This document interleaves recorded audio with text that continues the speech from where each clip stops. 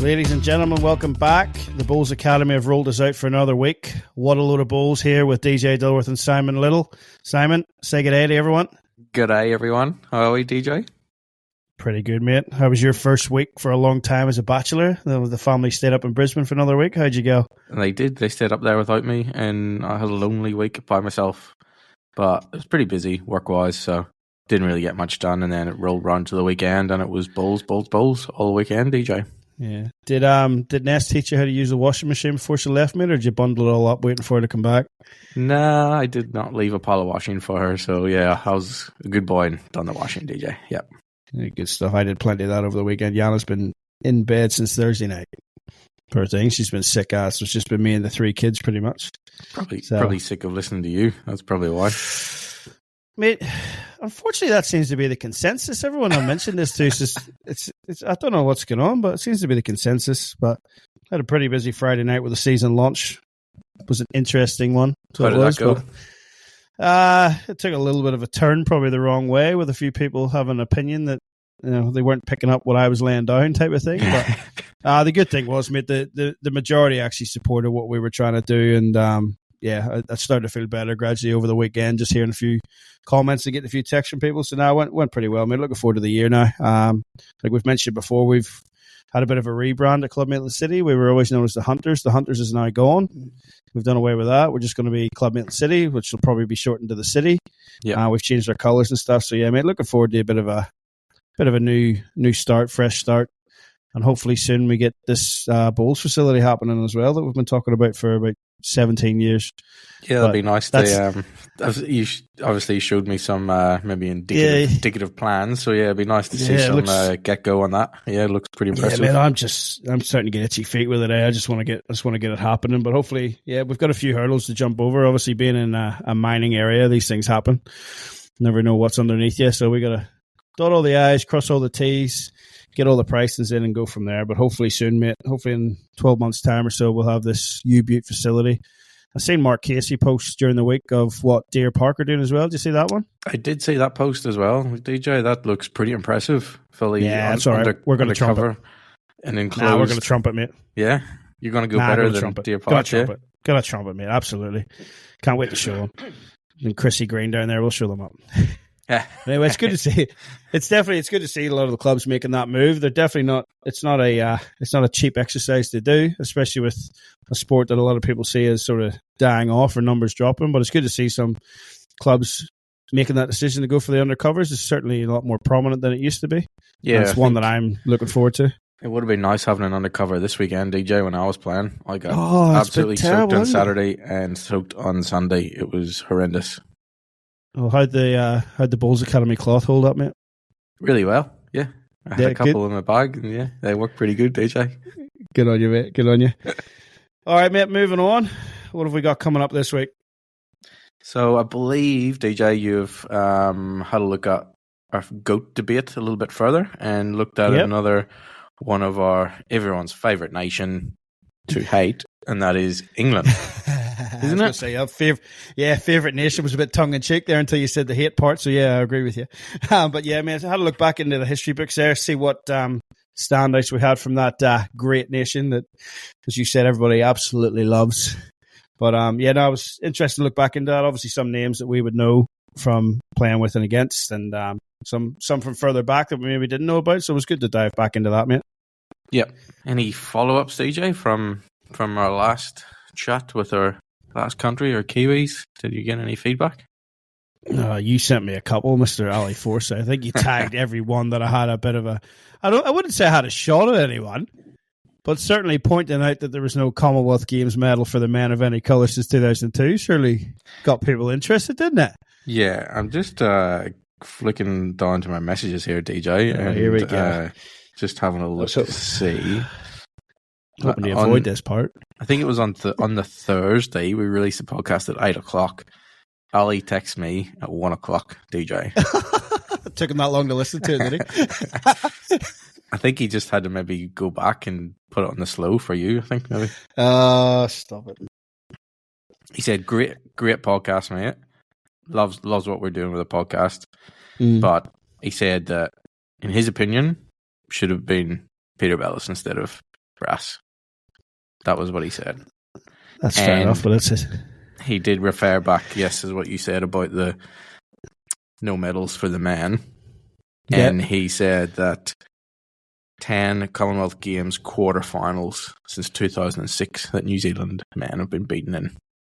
So they've come close 10 times to getting sort of into that semi-final sort of medal game. But yeah, he said, unfortunately, 5 of them were personally from him. Yeah, it's a hard one to swallow, isn't it? When you get to it would be. Like Ali's probably one that deserves a few more medals than what he has on there. He's a top player. I take back what I said last week about him being a good bloke, because the other opinion you left out of that message was the colourful language you used towards myself, Simon. So we'll just that honourable mention that Ali had last week, I'm going to go back and cut that out if we can.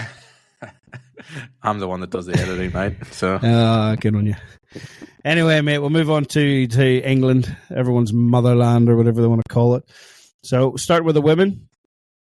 Quite a few to talk through. Like they've had a lot of success. It's similar to what we've talked about, but with some of the nations, that longevity drops off a bit with these sort of bowling power nations, because there's such quality there from the pick through. Like there's a few people that had a stint there of maybe 2 or 3, maybe 2 World Championships and the Commonwealth Games, but then dropped off after that, and not so much battling on for 20 odd years. There's a couple in there, but looking back at the likes of, just honourable mentions again, you're looking at the likes of Jane Baker.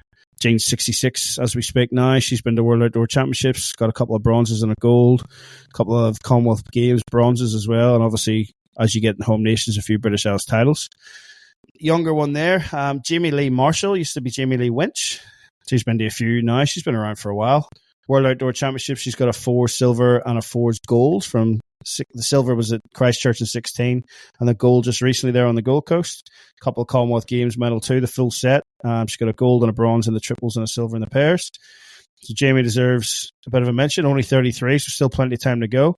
Natalie Chesney, formerly Melmore.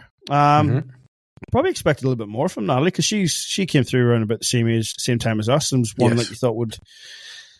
It's hard not to say that they didn't kick on. I mean, there's such competition nowadays in the women, especially when you get down here and there's that many Aussies and New Zealanders playing on these greens. But she does have that bronze from 2012 in Adelaide, and a couple of Commonwealth Games gold medals and silvers to go with it. So absolutely top player. With that too, then Sophie Tolchard. Mm-hmm. Sophie's another one of the younger ones too. 3 medals from World Outdoor Championships, 2 from Commonwealth Games, gold, silvers. So she knows what she's doing at the top level, and a heap of British Isles titles to go with it too. Another one that we had a look at then, very young one, and I reckon this one could well be the one that we're talking about in 4 or 5 years' time, maybe a little bit longer if she keeps going. I mean, she's only 28 now, done a lot of the damage on the indoor. Back even since 2014, like I said, she's only 28 now, and that's Catherine Rednall. Phenomenal record indoors. So she has first World Indoor Singles, like I said, was in 2014. She's been to World Outdoors and Commonwealth Games. She's got a bronze from each of those, one in the singles, one in the triples. But sort of similar to Ali, there's been a heap of quarterfinals there already. So so she's made her name on the indoor.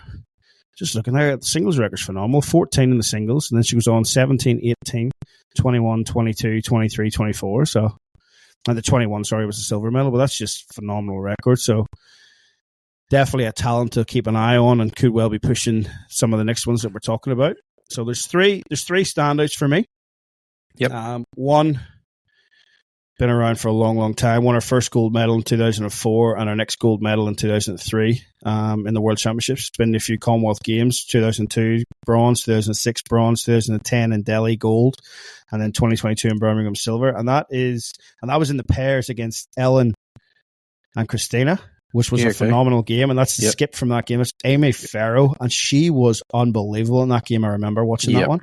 Yep. Like that took an outstanding effort to even beat her. For that was one of the best games I've ever watched, and probably the best women's game I've ever watched. It was phenomenal. So Amy Farrow, been around for a long time, still only 45, so still plenty of time to go. But she's well and truly in that conversation. I've got her on the podium for the greatest English women bowler of all time. Yep.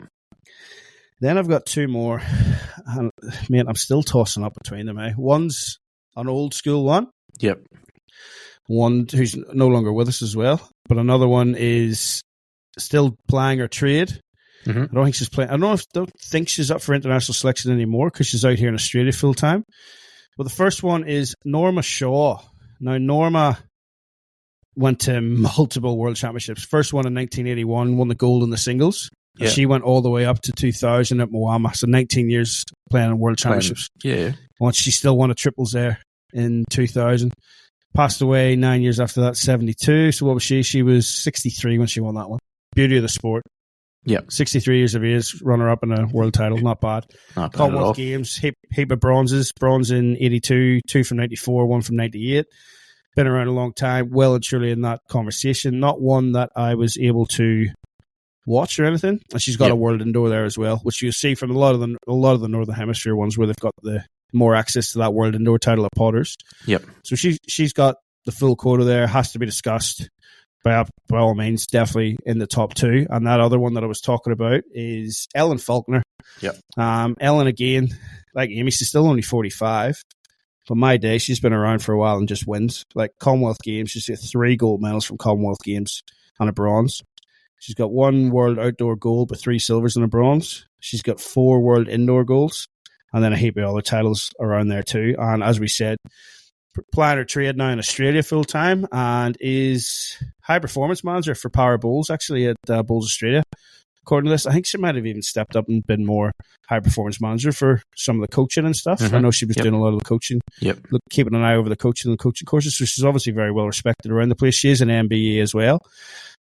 I've been tossing up pretty much all day between those two, mate. But I think just looking at that, you have to give it to Ellen. Like, that's phenomenal record. I hope I haven't left anyone off this list, but going back through the records, just Ellen Faulkner's record is phenomenal. So I'm probably going to put Ellen through in the GOAT race as our English representative. Yeah, and potentially because she is playing out here, DJ, and she's playing in BPL and things like that, and can still probably rack up a few more titles, maybe Australian Open titles over here, and may not perform on the international stage, but certainly will be playing on the big stage over here in Australia still, and still does. So that, as you say, so the medals and that she's won over the years, and yet she's made that move out here recently and still playing at the top level over here. So obviously well respected and still a quality bowler. Absolutely. Even after all these years of playing bowls at international level. So that's I think that's pretty fair, that comment, DJ, and who you've picked there. So good stuff on nice female lady bowlers. It's always nice when you agree with me, mate. Yeah. Moving on to the men, DJ. So, mate, absolute plethora of talent. Yeah. So there is absolute plethora. So I've cut it down as best we can. A couple of honourable mentions. Some of these guys, absolute top quality players. There's other people just as good, if not slightly better, but people that I can certainly remember watching growing up. Mervyn King. Yes. Mm-hmm. Another one of those ones, a little bit surprised with. It's hard to say little titles when he's world champion, but I thought he would have done a little bit more. But he was always in Potters, DJ. Whenever I remember watching Potters, he was always there. He's only got the 4 titles from there, all in men's pairs. Sorry, he got the 1 men's singles in 2006. Helps if I can read properly. 1 Commonwealth Games silver at Delhi. Other than that, mate, it just seems to have applied most of his trade on the indoor. He has come out here. Man, I'm going to put my neck on the line and say he's won an Aussie Open. Ooh, if anyone out there I think he's one could verify that or knows, maybe. Yeah. We'll put my neck on it. Flick us a message, folks, if anyone can back that up. Yeah, so he has come out and tried it out here as well. Just thought he had a bit more. So honourable mention for him. Next one, Nicky Brett. Nicky's another one who sort of knocked around up until about 2014. He had a couple of national titles outdoor prior to that, but 2014 was when he really kicked on with the World Indoor stuff, and he's been picked for World Outdoors and Commonwealth Games since then, so he's got a couple of medals from there as well. He's also that one that went viral with that shot from the World Championships a few years back. Was playing at morning TV in America and everything, and he definitely done a lot to raise the maybe exposure of our sport, didn't he, DJ, with that bowl? He did. And I remember seeing a few things on social media it was used, I think, where there was a crowd in a bar watching a football game on the big screen, and they were cheering obviously when somebody scored a goal, but they changed it that it was his bowl landing next to the jack, and they were all jumping up and cheering. I thought it was hilarious. Yeah, it was. Good. It's a bit of a sore spot, that one too, though, for a good mate of mine. You know Andy Duncan. Yes, thinks he's better than what he is. Anyway, Andy was at those championships as well with Marty Trainer, who you know pretty well. Yes, I know pretty well. Yeah. And now they were only in the qualifying stages, so they got to play on the TV rink, but they didn't get to play on the TV. It was just a live stream. Yeah. And Marty, very quickly after Nicky's was shared, Marty started sharing one of Andy's, which was better. Mate, it was at least as good. And honestly, I have to find it and show you again. We need to get that, DJ. We'll put that. Yeah. We'll put that on the Bulls Academy Facebook page. I'll give that to Andy. Oh, it's probably on Andy's profile. I mean, I think he shares it every couple of weeks on Cycle, so he does. But on that subject, then moving on to another one, I was a massive big favourite of mine, another Andy. That was actually Andy Thompson. Now, Andy, controversial, mate. We said about one player from New Zealand getting all these bans last year.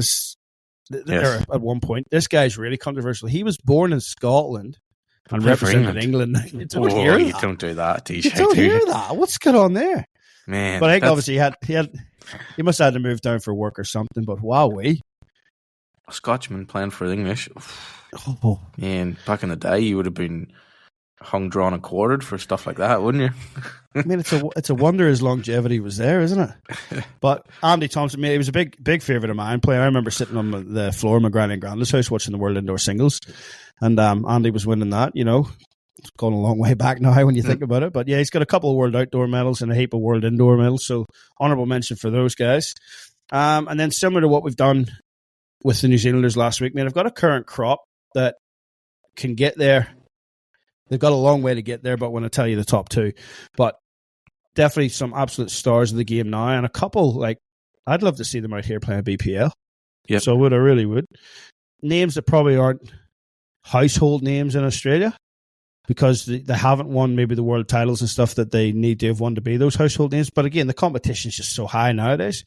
But Sam Tolchard, Jamie Walker, and Jamie Chesney. All right, now Sam. We've seen a lot of Sam, played a lot against Sam, played a lot against the other Jamies as well. But Sam Tolchar is a phenomenal player and definitely one I'd love to see playing BPL. He's got that personality and that outgoing attitude for it. It'd be good to see him coming out. But no goals or anything at Commonwealth Games or World Titles for Sam. Oh, sorry, he's got a World Champion of Champions in Wellington in 2022, but he's got a couple of bronzes and a silver from Commonwealth Games. He's one to definitely keep an eye on. Still only 35, plenty of time left in him. Jamie Walker's had a pretty good run in the last few years as well. He's, again, only about 32. He's got a World Outdoor Championship from 2016 in Christchurch in the triples and a bronze in the triples at the Gold Coast and then silver in the men's pairs at 2022 in Birmingham. So, again, another one to keep an eye on. I think he's got the World Indoor Singles as well. So he does, yep, back in 2023 Great Yarmouth. But another one who... This next one is a big favourite of mine. I've watched him for years. He's same age as us. He's one of the best I've ever seen, to be honest. I really do. And definitely one of the best I've had the honour of sharing a green with. That's Jamie Chesney. Mm-hmm. So we talked about this earlier. I still remember a game that he played against us back in the day in Ayr. And mate, he beat us on his own. He was just phenomenal. Some of the shots he was playing. But Commonwealth Games gold in Birmingham. He's got 2 bronzes and a silver as well. He's got a bronze in the World Outdoors back in 2012 in Adelaide. So he's been around for a while. He broke through on the indoors, and he's won a couple of world titles there in the pairs and the mixed pairs. So one to keep an eye on, and especially with his indoor pedigree and playing on the carpet. Man, I'd love to see him playing out here in BPL. If there's anyone looking for a couple of players, international players, DJ, to come, why doesn't Maitland City get their checkbook out and let's get a BPL team and get it sorted? Man, I'd have to take a pay cut if I wanted to do that. Just, put those renos on hold and just, The renos are on hold because of my wage. I wish.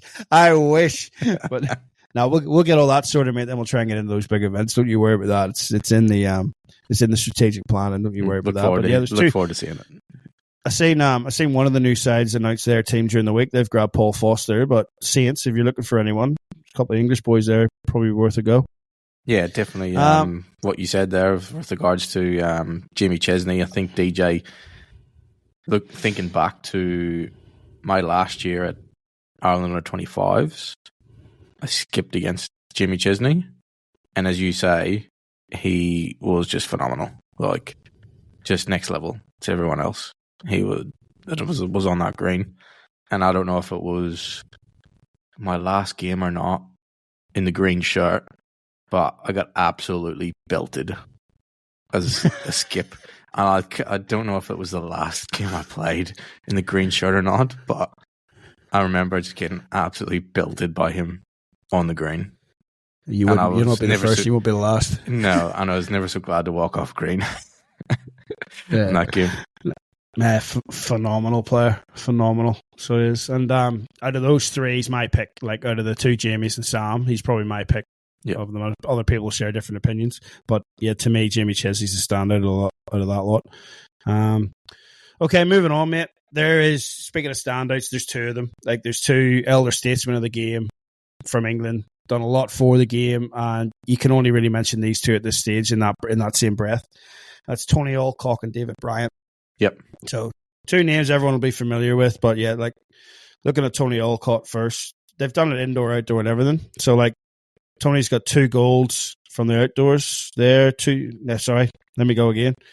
Tony's got a triples gold and a fours gold from 80 and 84, and then he won the singles in Worthing in 92, and then he backed it up in 96 in Adelaide as well, and won it back again. So he's done north and south. Yep. So he does a couple of silvers and bronzes in between in Auckland. He's got a silver from the Commonwealth Games, his only solitary medal from the Commonwealth Games. Interesting one. But World Indoors, mate, unbelievable. So as he's won that many pairs, it's not even funny. He's won the singles a couple of times, and he done the first part of that, I think, with Bryant. So I think Bryant was the main man to start with, and Tony Alcock came through with him, and then that's when everyone else started chasing up after that there. So phenomenal record there for Tony Alcock. He's an OBE. And then David Bryant, CBE, Mr. Bowles, started it all off for us. Won the first ever World Singles Gold in Kaima. I hope I'm saying that right, but that's a suburb in Sydney, which I surprised you with the other week. Yeah, no, you said that to me, DJ, and I was like, where is that? I've never heard of it. It's literally 15-minute drive from where I am now. I wouldn't say the club's there any longer. No. I wouldn't say the club's there any longer. But no, there's nothing there in it, DJ. No, he's come out here. First ever world titles, like we said. It's in a foreign land. He's come out taking a gold and bronze from that, like in the singles and the pairs. Unbelievable. Then Johannesburg, bronze and silver. And then Frankston, 1980, gold, singles, triples. Oh, that was the team event, so we'll not count that one. 2 golds in the singles and the triples. And then 84 at Aberdeen, bronze. Then out to Auckland in 1988, gold and silver again. Commonwealth Games, mate, just deals in gold. 62 in Perth for the singles and the fours. 1970 in Edinburgh in the singles. 74 in Christchurch in the singles. And 78 in Edmonton in the singles. So, unbelievable record. Yep. Unbelievable. And then World Indoors as well. He won the first ever World Indoor singles and just went from there with singles and pairs. And like we said, pairs with Tony Alcock. Just 2 legends of the game. It nearly seems wrong to separate them, but I think I would be doing wrong by the game as a whole if David Bryant didn't go through from that list, mate, because he started it all off. He was the first big name in the game. He was the one everybody was aspiring to, and it's similar to what we had there in Scotland with Alex Marshall and Tony and Willie Wood. Sorry, yep. I mean, just two different eras crossed over a bit. I mean, if Alex wasn't around, you would have put Willie through. Yep. Same again. If David Bryant wasn't around, hadn't done what he'd done, he was Mr. Bowles in the end of the day. Yeah, he was, yep. You'd be putting Tony Alcock through there too. So I'm probably going to have to put David Bryant through, mate. And yeah, I'm sure Ali Forsyth might want to argue with me again, but we'll let him do that. I don't think he really care, really, about the English, really. No, we'll see. We'll see. But yeah, no, mate, David Bryant it's just bowling royalty, isn't it? Really, it is. Yeah, yep. And even though, like, I remember, I think whenever we were back at under 25 stage, DJ wasn't Tony. He was managing one of the English sides back then, wasn't he? I didn't want to bring that up. I didn't want to bring it because he seemed like an arrogant prat. He's a legend. I'm sorry, but yes, he was. He was definitely one. He was definitely around. He just, yeah, man. He did have an air of what would you say, DJ? With being politically correct. Yeah, well. But I mean, there's a fine line between confidence and arrogance, and when you've got the titles he's got, I'm happy to be proven wrong. But I do remember just some of the conversations around the green and just looking at this fella going, my goodness, I thought our manager was bad. I'll just mention too, that wasn't Jim Baker. It was prior to Jim Baker. No, that wasn't. Yeah. Jim Baker won us the British Isles title, so I'll like Jimmy. Yeah.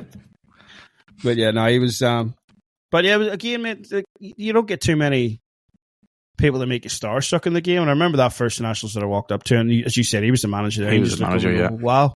Yeah. You know, and you do get that aura around you, and then people look at that and go, yeah, geez, they've got respect, and that's why they aim up. And to be honest with you, that's what happened to us when Jimmy Baker took over as well. That's why we lifted.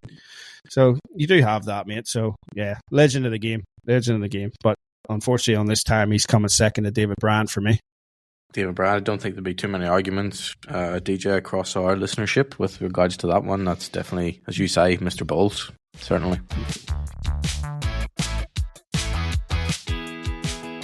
Right, mate, social media. So we threw another piece of bait out there to try and get people talking. Got a few fishes on the hook on that lovely Lawn Bowlers Australia page. Always good for a bite on there, mate. Jeepers, there's some interesting characters. There's plenty of opinions on that group, isn't there, DJ? Oh, mate, we could do 3 episodes on that group, honestly.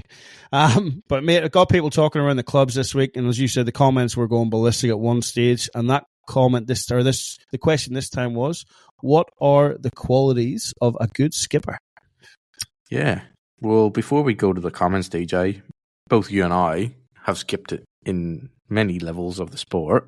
I'm going to put it to you first. What are the qualities of a good skip? My biggest thing is to always try and be encouraging and not put your team down. I played part of a pennant season and a tournament in particular with a certain skipper, and the way he spoke, that just made me turn around and go, I will never talk to anyone like that. Like, it doesn't do anything for the team. I understand that people are competitive and stuff, but that does not do anything for you. So my biggest thing is always just to be encouraging in that and just realize like, nobody's putting a bad ball down on purpose. All right, they're there to try and build the head the way you want it, so that you can then go and do your thing as a skipper. And at the end of the day, you're the skipper to try and get them out of trouble if they get you into trouble. So, like I said, the biggest thing for me is just being encouraging, mate.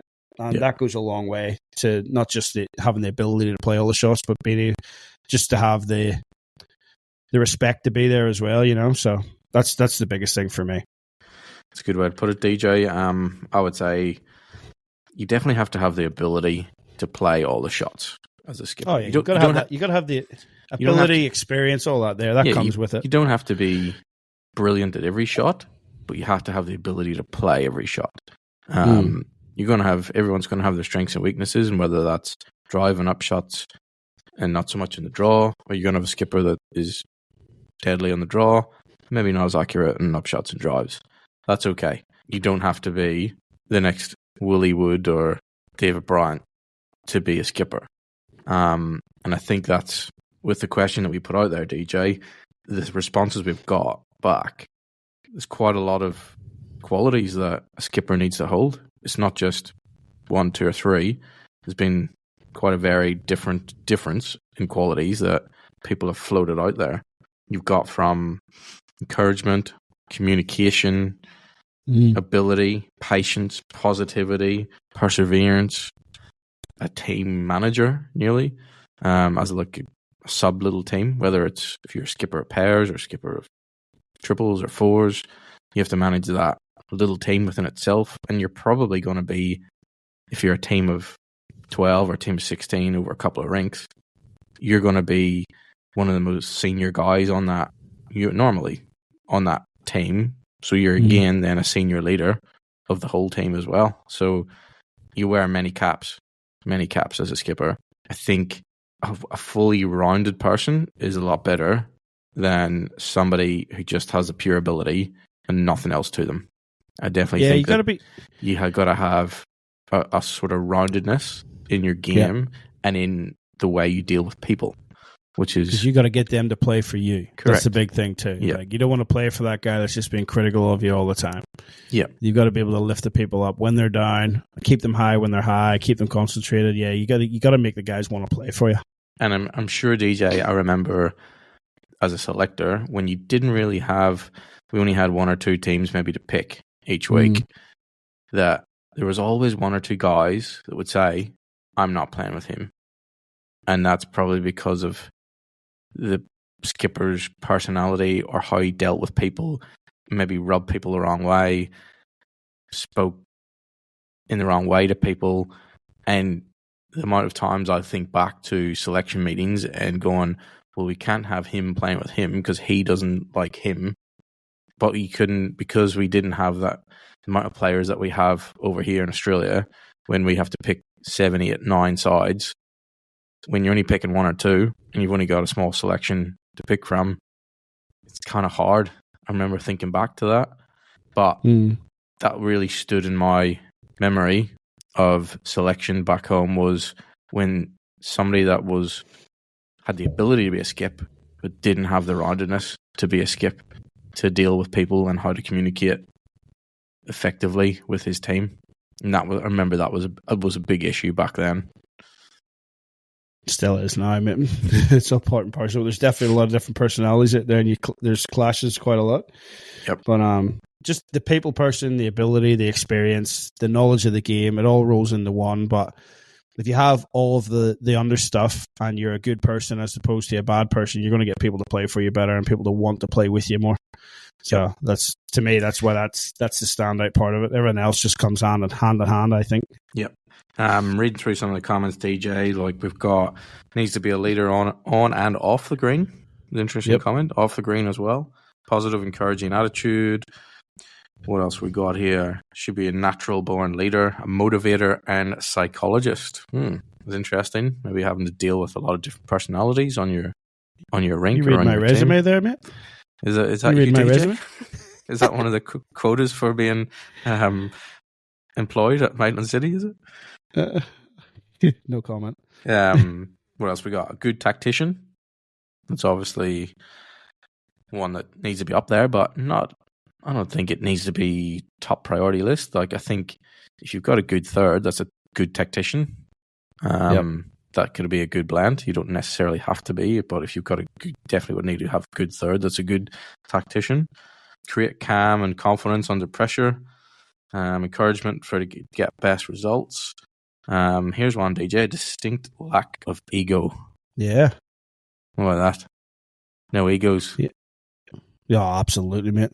Absolutely. Yep. I'm with you on that. You need that brash confidence. But yeah, I'm with you about no egos. We've got what calls the correct shots.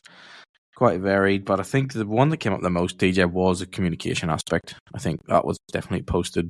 Being able to communicate what shot you want to play and communicate to your team how you want to perform over that day and get the best out of them. So I think that's some of the key pointers. If you want to be a top skip, definitely have a think about those qualities that you may need, DJ. Nice. That's a lot of sensible comments for once, mate. Did you cut out all the silly ones, or? No, there wasn't that many silly ones, DJ. Maybe it was just a question that people actually... That's good. Yeah, silly ones were few and far between, actually. So maybe they'll come later. Maybe we'll get a few silly ones later. See how we go. Okay, DJ, so moving on to this week's hot topic. We haven't had a hot topic in a couple of weeks, DJ, but I think this one we might get you fired up. We've had a bit of outcome of your expression of interest for state match committee and being involved in that this year. And I think we mentioned last week, unfortunately, it was not to be. So we're going to have a look at one of those topics that you might have been reluctant to talk about, that now you can say whatever you want, DJ. Say whatever you want. Okay, mate, so what have you got? What are you going to stir me up with this week? Well, we've got this week, DJ, there was a petition floating around and it was for the over 60s event within Bowls, New South Wales. Yeah. So if you want to enlighten our listeners on what that petition, or why that petition was started with regards to that competition. The long story short, you don't have to be 60 or over in a senior event to become a regional or state champion, the way the rules sit. No. And that's got a few people burred up. One in particular that started the petition. I'm not too sure how much traction that thing's got. I haven't checked back in a while, but it's certainly a big talking point, mate, and it has been for a long while. Like I said, I've been a bit quiet on it because of what I was hoping to do, but we'll see how we go here. the rule changed recently, and one of the first events that it changed in fact, a 58-year-old won his own title. I believe that was in your zone and from your club potentially as well. Mm-hmm. He was 58 years of age, and he won the senior pairs at that level. So seniors really have to be over 60. Yeah, well, that's what it's supposed to be. But the way the rule sits in Bowls, New South Wales now is you could be a 58-year-old and win his own title, and be a 59-year-old and win a state title.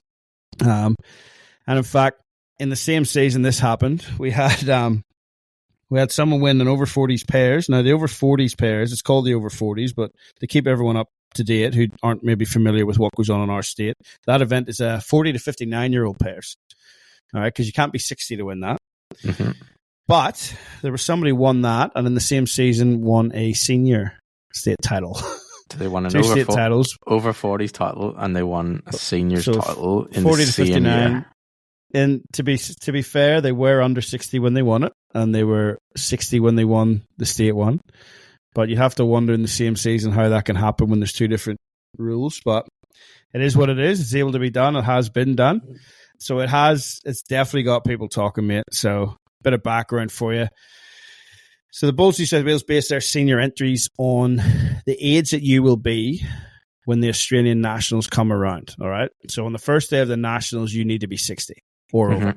Yep. The issue is that the Nationals that you are going to qualify for could be held 15 to 16 months out from when you actually start your qualification. So when you play your first game in your regional pairs. Yes. Right. It could be 16 months prior to that Nationals that you're going to qualify for. So you got to win your regional, got to win your state, then you qualify for the Nationals. All right. So now if we compare that to some of the other events, as we mentioned, the over 40s, which, as I said, I'm going to rename that the 40 to 59-year-old championships. Yes. Okay. You need to be over the 40 or over, or 59 or under on the last day of that championship, last day of that state championship. Okay. Yes. So does that mean that to qualify, I could be 39 to qualify as long as I turn 40? My birthday's on the day of the final, and I turn 40. Does that mean I can play on that then? So again, qualifying at 39 when I'm not actually 40 for the over 40s pairs. Yes. Does it mean that I can play right up until the final, and then the final falls on my birthday when I turn 60, and I can't play anymore? It's probably not. The last one probably doesn't count as much because I think you have to be, like I said, you would be ineligible because of the way the event falls. Like you couldn't actually enter it because you would be 60 on that date. But it just opens a bit of a can of worms. But look, the rules are there. It is what it is. But why is it the last day of the championship? Why is it not the first day of the qualifying? Alrighty. Yes. Moving on to another one similar again. The 18s, and this year they brought the 15s in. So the under 18s and the under 15 state championships. You have to be under those ages on the day of the final. All right. So realistically, you cannot have a 15-year-old win the under 15 title, and you can't have an 18-year-old win the under 18 title, or a 39-year-old or a 60-year-old win a 40 to 59-year title. All right. Mm-hmm. So a little bit inconsistent, you think, mate? I think so, DJ. I think there's it's a bit all over the place. I think it's not very streamlined. Yeah, it seems a bit inconsistent, mate. Do those other events go to a national level? They do not. Like the 40s definitely doesn't, but the under 18s, there is a national title. However, that's a selected process, so it is. So Bowls New South Wales selectors will pick who plays in the singles, pairs, triples, and stuff like that there. So you don't actually win your state title and qualify for that nationally. You have to be selected to go to it. So it's a little bit different that way. So if they go into win a national title, they're 60. What's the issue? Well, for me, the issue is that they've won two other senior titles to qualify, but they may not have done so as a senior. So the regional pairs is a senior regional pairs. They celebrate their champion. That champion goes on to the New South Wales titles. All right. If they win that, New South Wales title is the best over 60 singles, pairs, triples, fours, whatever it is. Okay.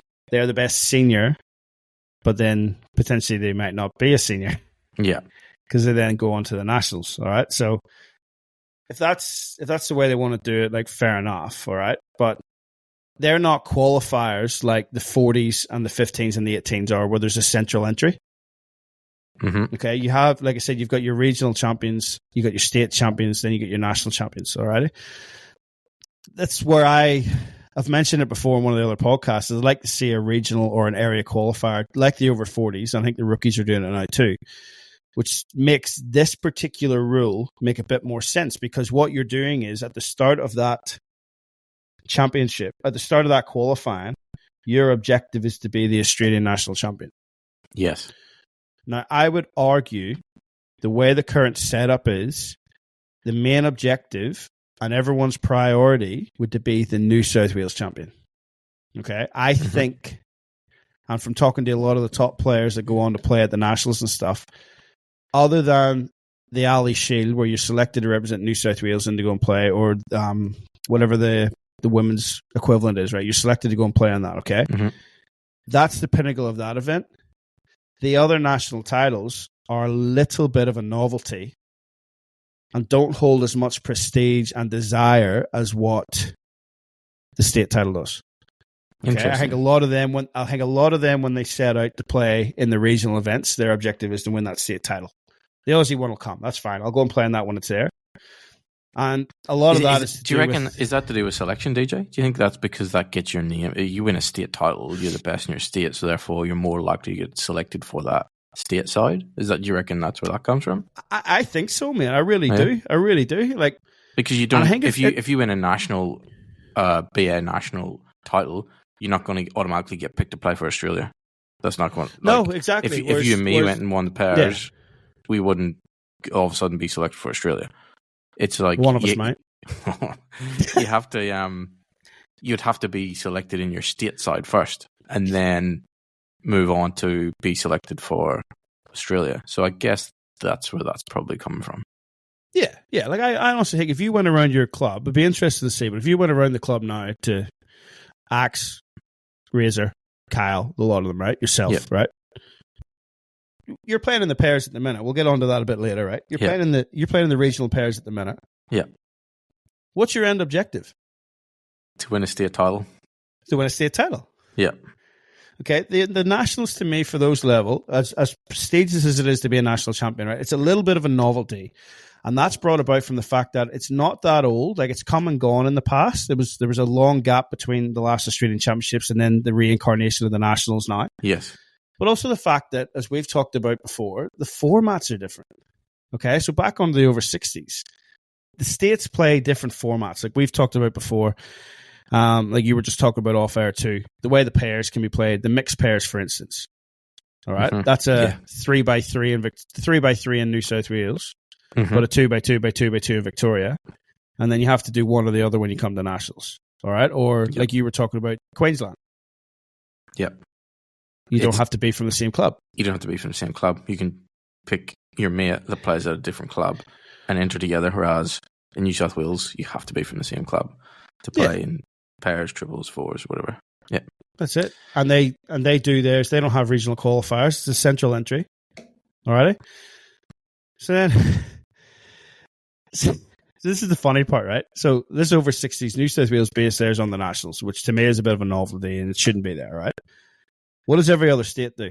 The first day you play in that event, you need to be 60 or over. Every other state. New South Wales is the exception. No, you're not winning. You're not winning the Queensland senior pairs. Yeah. All right. As a 58-year-old or a 59-year-old. You have to be 60. In Victoria, Tasmania, South Australia, Western Australia. I'll hold my hand up. I didn't check ACT and Northern Territory, but I checked the others. It was getting pretty comprehensive. I thought that'll do. Yeah. All right. So, again, this is why the Nationals, to me, doesn't have the same prestige because you're not playing under the same rules. Bulls Australia aren't running that qualifier from the get-go. Yeah. They're effectively going to the States and going, give me your champions, we'll have a playoff. Give me your champion, we'll have a playoff. Just give me your champions, we'll just play off. All right, here's the format. You know, it's a round robin for dear sake. There's no knockouts or anything. It's a round robin. Yeah.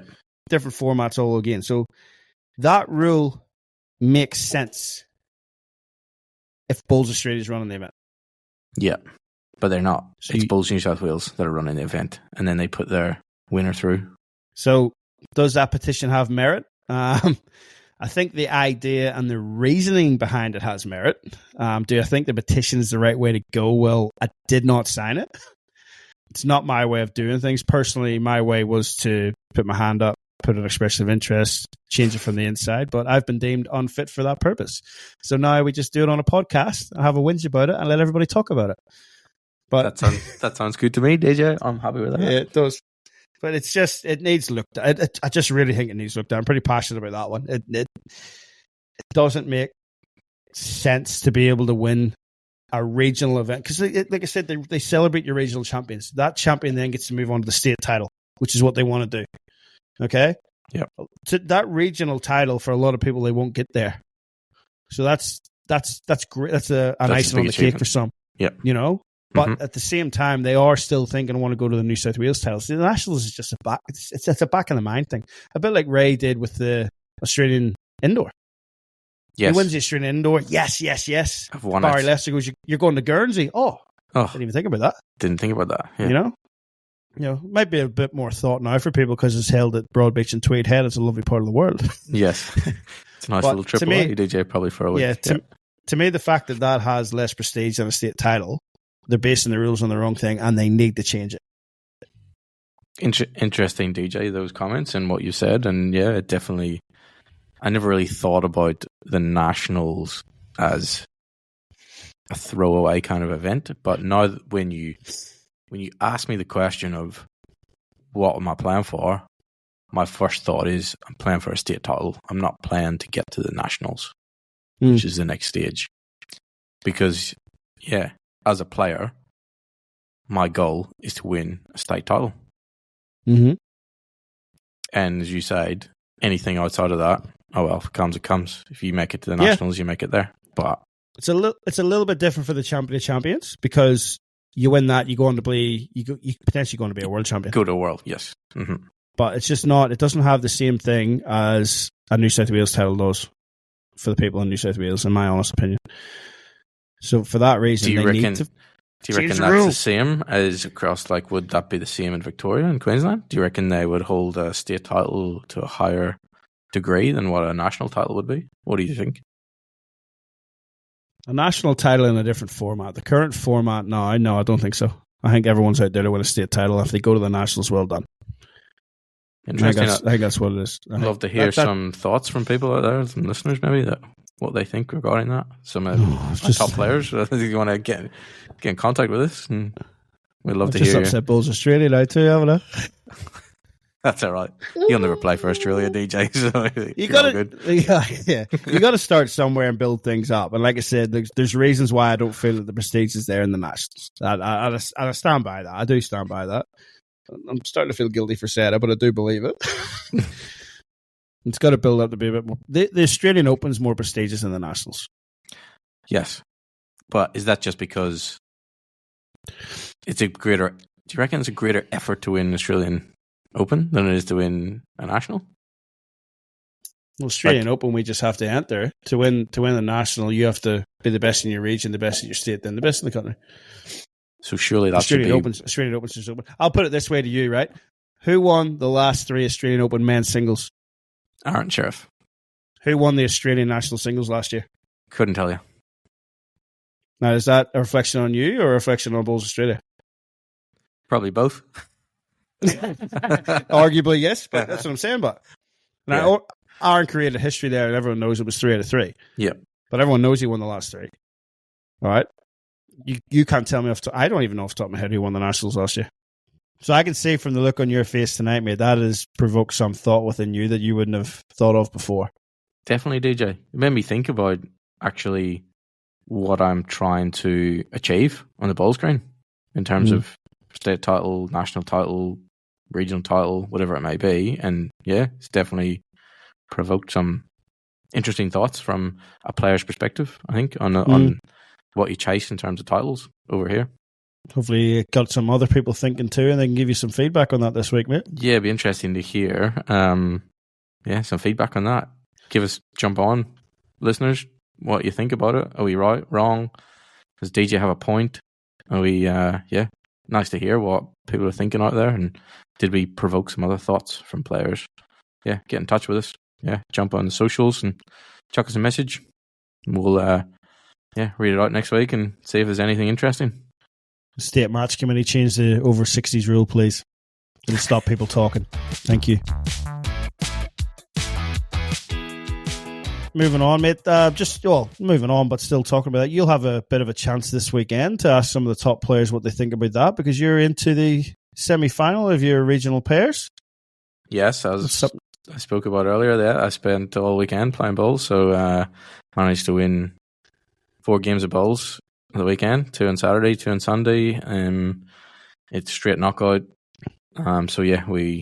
Myself and Kyle Hansen made it through to semi-final of Metro Southeast pairs, open pairs. First time playing with Kyle? It is indeed, yeah. I thoroughly enjoyed it, yeah. We got on really well together. Kyle's up there in, the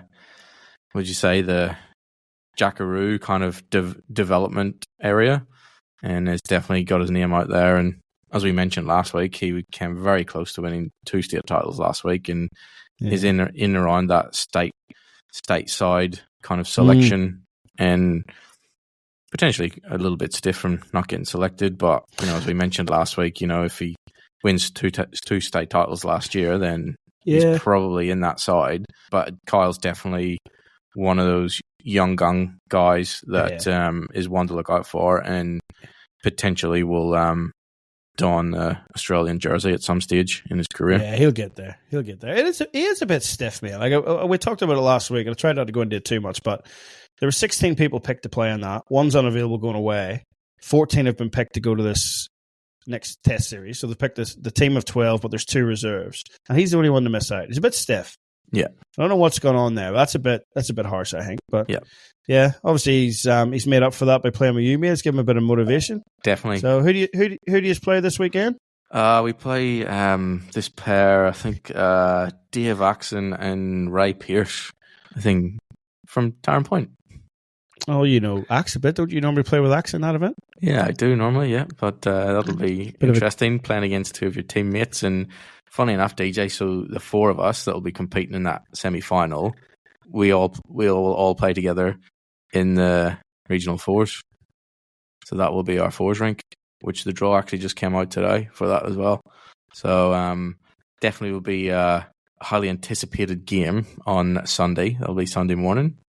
And I do believe the final on Sunday afternoon will be live streamed. So hope, fingers crossed, DJ. I put some good bowls down in the semi-final, and you may even be able to jump on the live stream on Sunday afternoon if I manage to, myself and Kyle manage to pull it off and get there. Fingers crossed. I'll have a look, man. I think I was washing my hair that afternoon, but we'll have a look. Just speaking on the 4s there, man, have you benefited there from a player moving to Warilla to get into that side? I think Riser was the one that benefited from getting into that side, I think, maybe. Oh, was he? Yeah. There you go. Lucky enough, he's a good bowler. He can jump in. Yeah, the elder statesman. Yeah. Oh, Axe has probably got him in years, hasn't he? Well, that seems like a good opportunity to lead into Coach's Corner, Simon, and maybe talk a bit about pairs and how you're going to prepare to play pairs, how it was playing pairs. It's not one regular format in that you don't just play a position, you actually get to play 2 positions and do a lot of walking in the game. So very unique format, very good format, one of my favorites. But, man, how are you going to prepare for that this weekend, and what did you do to get yourself ready last weekend? Last weekend, DJ, a tip I'll give to anyone out there who manages to keep winning in the knockout over the weekend. 4 games of bowls, 21 ends. Probably was more than 21 ends each game, because definitely was a few kills in a few of the games.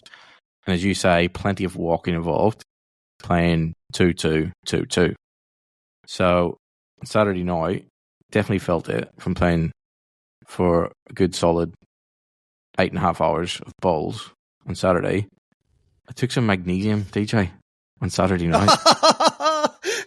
Oh, he's getting old. Getting old. And tell you what, I woke up on Sunday, legs were fresh. Definitely worked. Funny enough, there was a couple of our players doing that last week at the state pennants. There you go. That's definitely a hot tip. Find some, you can get some magnesium powder and just mix it in with a glass of water. And DJ, definitely worked, because 1-2 games on Sunday came out, worked okay. Did not feel the old ankles and knees seizing up. So yeah, that was how I prepared last weekend, DJ, on the Saturday night. But I've just texted Yana there. I'm going to add that to the shopping list. Done. Get you a 5 kilo bucket load of it, DJ. Yeah, absolutely, man. Getting on a bit of this back of mine. Ugh. Anyway, the particular format, mate, like it's different. Obviously, what way did you play it? Did you play lead, or did Kyle play lead? I was lead, so I played the lead. So you've got to play the lead position, which is this very specialized position and very underrated, I feel, in the lower graders. So you've got to concentrate, getting the jack where Cal wants it, heel or toe, rolling your first 2 balls as close as you can, but then you got to come back down and play as the third, which usually then brings on your own shots and stuff. So how do you try and stay consistent within that? Yeah, and that's one of the key things of a good pairs partnership is that versatility. Because as you say, not only go back to playing fours, a lead, you just have to roll the jack and get 2 balls close. You don't have to play any up shots or on shots. But as that lead in that pairs format, the way we play it over here, you definitely have to be able to have the ability to play some up shots and maybe the odd drive. That definitely comes in because you will encounter heads that just need to be opened up and get yourself out of trouble. And it's too late leaving it to the skip a lot of the times. And you need to have that versatility of being able to be a good draw bowler and have the ability to play some up shots and drives. You don't have to be an absolute masterclass at them, but have that ability to maybe open up a head. You're not getting the perfect result, but being able to move a few balls out of the head, maybe clear the path for the skip coming, making it maybe an easier shot or an easier target for him or her. And I think that's definitely one of the key things when it comes to picking a good pairs partnership, having that versatility of being able to play a range of shots. Not necessarily being the master of them all, but definitely having that range of shots. And you look at it the other way, DJ, that the skip, who plays the second position, has to be able to play some draw shots. Like, you can't have the skip that all he does is play up shots and drives all the time, because in the second position, you're not going to play up shots and drives all the time. Probably 70, 80% of your shots are going to be just draw shots, offset draw shots. So definitely both players have to have that versatility in being able to play a couple of different positions, and whether that be front end, back end positions. So as you alluded to, that's why I think the format of the pairs over here is definitely the best format for playing in pairs, rather than just 4 balls. And your lead plays the lead and second, your skip plays the third and skip position. What do you think? Definitely, man. That's a different dynamic to it, doesn't it? Like, everyone's got to be versatile, as you said. It doesn't just make it a lead specialist game or a skip specialist game. My favorite format, phenomenal format. Love it. Yep. One of the key points, I reckon, DJ, is both players have to contribute. So you can't really have the skip dictating everything, because that lead has to direct the head when the skip's down at the mat end. So the skip can't really come up after every single bowl and decide what's going to happen and what's going to be played. No. So that lead has to really be a tactician as well and understand strategies involved in terms of winning that game. And it has to be really mutual respect between the two players and communicate clearly between the two players. So that comes down to contributing equally as a team, and also that mutual respect. And it's not just one person sort of dictating to another. That's definitely something you'll see in some really good pairs partnerships. Very good. Obviously, you've experienced that in the past, mate. You've quite a few pairs titles with David Axon, a few major pairs there at Tarrant Point and stuff. So very interesting to see these are in separate teams this year, lining up in the semi-final. It'll be an interesting dynamic, I'm sure, mate. And something interesting to talk about next week, hey?